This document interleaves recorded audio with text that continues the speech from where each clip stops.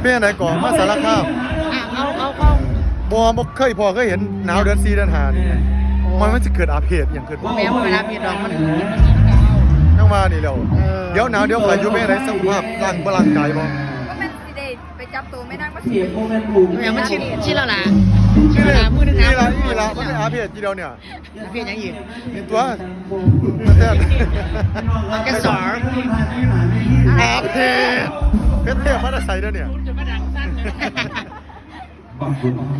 นสั่นอยู่แล้วตัวนี้ ห้องกระเชียว พี่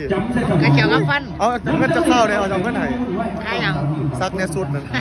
สื่อแฟบ ผมได้สักเชียวได้จะ เบิ้งส่งกันไหมพี่น้องเบิ้งสุดขาวพยาบาลพี่น้องเอ้ยเบิ้งเนี่ย ตลกรัตนศิลป์มาดู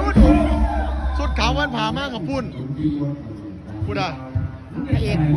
พระเอกยาบาลสายลุยบ่ พระเอกปากไล่มากเลยจะมาเป็นพระเอกด้วยเป็นดาวไล่แล้วคือ โอ้ล่ะหยอกเล่นเพราะในหัว ว่าแม่เรามันต้องหลายมือเราก็คิดอยู่ดิ พกยังมากเลยเนี่ย มกมัม โอ้ยเนี่ย เพิ่นบอกว่าไทยเด้อไทยพระเอกโม่เพิ่งแม่ ไม่จอไปยั่ว ฮะ ของน้ำนี่ทั้งขาย ไทยคลิปเลย